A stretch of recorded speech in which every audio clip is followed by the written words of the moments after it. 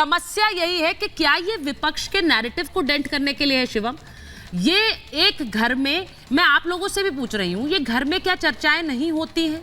आमतौर पर घरों के लोगों के घरों में भी ये चर्चाएं होती हैं, और इसीलिए मैं बोल रही हूँ कि एक रिपोर्ट आती है जो उस पर मोहर लगा देती है, तो क्या इसके बारे में लोग नहीं सोचेंगे? और आपको अगर लगता है कि ये विपक्ष पर डेंट करने के लिए रिपोर्ट है, तो दुष्यंत जी आपको इसके बारे में सोचना पड़ेगा, क्योंकि देश का बहुसंख्यक जो है वो सोच रहा है इस तरफ। ये भी एक रियलिटी है, इसके बारे में आप इसको पहचान लेंगे तो आपके लिए अच्छा होगा। शिवम बोलिए जरा। देखिए जी, समाज में शिवम सुचारिता जी, क्या आपकी आवाज आ रही है मेरी? हाँ बोलिए, आ रही है। Thank you. देखिए, मैं एक चीज सबसे पहले कहना चाहता हूं, दुष्यंत जी, कंचना जी, बहन और मेरे मित्र, प्लीज थोड़ा पढ़ लेंगे तो ज्यादा बेहतर होगा। इस देश को एक बेहतर पर्सपेक्टिव मिलेगा। 2021 में जो जनगणना नहीं हुई थी उसके ऊपर सरकार ने बाकायदा अधिसूचना जारी करने की बात कही थी और कहा था और जवाब दिया था रिटर्न में, और जवाब यह था सुप्रीम कोर्ट में कि जो कोरोना की वजह से जनगणना नहीं हुई है, जनगणना डिजिटल 2024 में करवाई जाएगी। उसके साथ ही तमाम डेटा जो जातिगत आधार पर है वो भी सामने आएगा। अब इन्होंने कहा था कि जातीय जनगणना क्यों नहीं कराई, अब जवाब देते हैं तो कहते हैं कुछ और तरीके से। गोल पोस्ट करने से कुछ नहीं होने वाला। 2024 में जनगणना भी हो जाएगी और जनगणना के बाद डेटा भी आ जाएगा, और डेटा आने के बाद धर्म का किस, अरे भैया कुछ सुचारिता जी आप इनको रोकेंगे क्या? प्लीज आप इनको रोकेंगे? कुछ कोरोना पे डाल दीजिए। प्लीज रोकेंगे आप इनको? 2021 में जवाब है, सुप्रीम कोर्ट में जवाब है। कंचना यादव के सामने जवाब देने से नहीं होगा, सुप्रीम कोर्ट में जवाब है। ऐसे नहीं करनी है डिबेट, और सरकार ने माना है इस बात को। शिवम स्पीकिंग, अभी बोलिए। Thank you.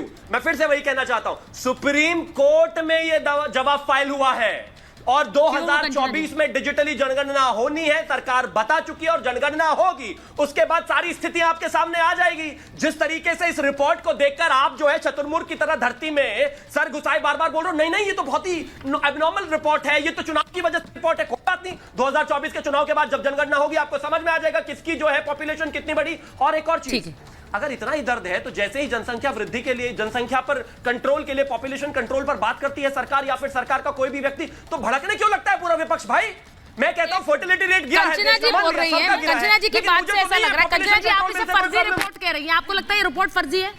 एक पहला डायरेक्ट क्वेश्चन, फर्जी रिपोर्ट है क्या?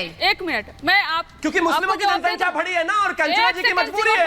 वो बोल रही है, रुक जाइए शिवम, लेटर शिवम भैया, एक 2019 का पोस्ट है जब इलेक्शन चल रहा था, आपका आरएसएस का जो एकता, हिंदू एकता जो मंच है ना, उस पर एक प्रोपेगेंडा चला था, और वो प्रोपेगेंडा मैं लेकर आई हूँ। उस पर लिखा था हम कुछ सालों तक होली दिवाली मना ले, क्योंकि जनसंख्या ऐसी बढ़ रही है कि 2030 तक कोई मुस्लिम प्राइम मिनिस्टर होगा। ये 2019 में चलाया था आप लोगों ने, और अभी 2024 में क्या चल रहा है? एक फर्जी आंकड़ा आ गया। अरे भैया किससे वेरीफाई कराओगे? सर्वे कराने के लिए कोरोना नहीं था, सर्वे कराने के लिए कोरोना नहीं था, लेकिन गणना कराने के लिए कोरोना आ गया। इलेक्शन इतना बड़ा देश में चल रहा है, लेकिन गणना कराने के लिए कोरोना आ गया। अरे क्या बात करते हैं आप लोग? अरे कोई मुद्दा नहीं है तो हार मान लीजिए, क्यों फर्जी आंकड़े लेकर आते हो आप लोग? जनसंख्या नियंत्रण कानून होना चाहिए। गरीबी रेखा से बाहर निकले, कैसे सर्वे कराया आपने?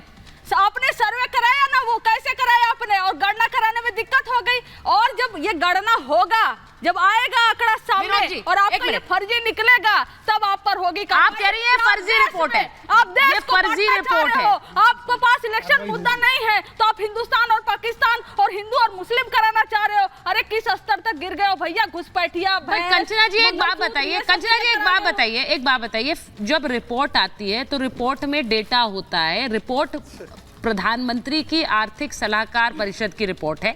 आपको लगता है ये नरेंद्र मोदी की बात नहीं है, ये प्रधानमंत्री की आर्थिक सलाहकार परिषद है, तो आपको लगता है ये फॉल्स डेटा देगा, ये जानकारी गलत देगा, इसलिए कि चुनाव में हिंदू मुसलमान हो सके और ये जीत सके? सर मैम, ये डेटा जो है ये ऐसे ही पब्लिश नहीं होता है। अगर वो डेटा दिया जा रहा है इसमें सुचरिता जी 10 सेकंड लीजिए। वही आर्थिक सलाहकार जिसको आप कोट कर रही हैं, वही आर्थिक सलाहकार एक आर्टिकल लिखते हैं कि संविधान को खत्म करना चाहिए या बदलना चाहिए, वही आर्थिक सलाहकार। और प्राइम मिनिस्टर क्या कहते हैं?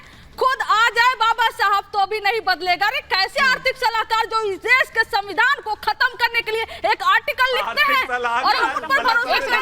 संविधान खत्म करने के लिए नहीं लिखते हैं Kanchana ji, please please again correct that. संविधान खत्म करने के लिए नहीं लिखते, उस पर एक डिस्कशन, एक चर्चा अलग होती है और खत्म करना अलग होता है। ये उसी जैसा है जैसा आप कह रहे हैं कि नरेंद्र मोदी आएंगे तो संविधान खत्म कर देंगे। मुझे ये बताइए कौन कर सकता है संविधान खत्म? ये मैं सवाल बार बार उठाती हूँ। कॉन्स्टिट्यूशनल अमेंडमेंट अलग होता है, लेकिन संविधान खत्म करना ये किसी के बस की नहीं है। विनोद जी बोलिए। सुचरिता जी, हाँ। सुचरिता जी, आपके एक नेशनल टीवी चैनल पर बैठ करके एक पार्टी की प्रवक्ता ने सीधा लोगों को भड़काने की, देश विरोधी षड्यंत्र रचने की कोशिश की है। हाँ। मैं सीधा कहता हूं उनको माफी मांगनी चाहिए कि आखिरकार किसने बोला, या तो नाम बताएं कि किसने कहा कि संविधान खत्म कर देंगे।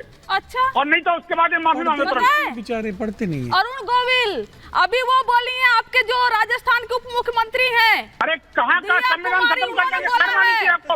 आपने कहा आर्थिक सलाहकार परिषद ने बोला है, दर्जनों आपने कहा आर्थिक सलाहकार परिषद ने बोला है, सीट इसलिए चाहिए क्योंकि हमें संविधान बदलने में आपने कार्रवाई नहीं की। माफी मांगिए। आपने कार्रवाई नहीं की। माफी मांगिए। आपने कार्रवाई की मांग की, लेकिन माफी मांगे।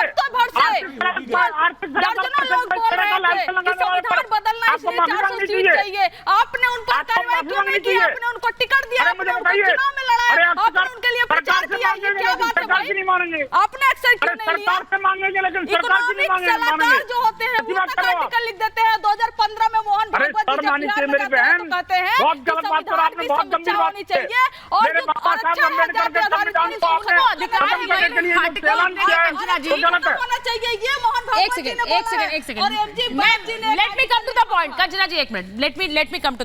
क्या ये समय आ गया है दुष्यंत जी कि हम एक पॉपुलेशन कानून की बात करें कि एक जनसंख्या कानून रहे इस देश में जो एक तरह से एक अनुपात भी बनाए रखेगा, या फिर आपको लगता है जरूरी नहीं है वो अनुपात बने ना बने? क्या फर्क पड़ता है? 1992 में मैं ग्रेजुएशन करने के लिए मेरा एडमिशन हो गया था, तब से ही मैं छात्र राजनीति से सुन रहा हूँ भाजपा के नेताओं को, समान नागरिक कानून संहिता आएगी, फलाना होगा, ढिमकाना होगा, जनसंख्या नियंत्रण कानून बनेगा। 10 साल ये रह लिए, लेकिन उन्होंने कुछ नहीं हुआ। 3 चरण के चुनाव में जब पिछड़ गए हैं तो अब ये सारी बातें कर रहे हैं। लेकिन पीएमओ का आपने बड़ा अच्छा मुद्दा उठाया कि भाई ये पीएमओ की सलाहकार परिषद की रिपोर्ट है। पीएमओ को छोड़िए, पीएम साहब कह रहे हैं टेम्पो भर के काला धन तो उद्योगपति कांग्रेस को दे रहे हैं, ऑथेंटिक ही होगा जब ही तो कह रहे हैं। प्रधानमंत्री कोई बात फर्जी तो कहते नहीं। फिर भाई आपकी ईडी कहाँ गई थी? अरे फिर आप टॉपिक चेंज कर रहे हैं, मैंने क्या बात करी है? टॉपिक चेंज नहीं कर रहा। वर्तमान समय में पीएमओ की प्रामाणिकता कितनी रह गई है, कल बहस हुई थी महाभारत में। आप एक दिन लेट है, आज बात जनसंख्या बुलाना चाहिए था कल मुझे गंभीर विषय पे। तो देखिए पीएमओ की प्रासंगिकता कम हुई है, लोग विश्वास नहीं कर रहे हैं। मैंने आपसे दूसरा सवाल पूछा, आप पीएमओ पर सवाल उठाइए, आप प्रधानमंत्री पर सवाल उठाते हैं, वो अलग बात है। मैंने पूछा कि क्या जनसंख्या कानून का समय आ गया है? देखिए पहले कास्ट सेंसस होगा, आर्थिक सर्वे होगा, उसका जनसंख्या कानून से क्या लेना देना? अगर कोई समुदाय ऐसा है, मैं बताना चाहता हूं, हम सुझाव देंगे, कोई समुदाय ऐसा है कि उसकी जनसंख्या गिर रही है तो उसको मेंटेन करने के लिए, बार-बार ये बात कहा जाता है कि संसाधनों पर बढ़ाने के लिए सरकार योजना बनाए, उस पर विचार करने की जरूरत नहीं है।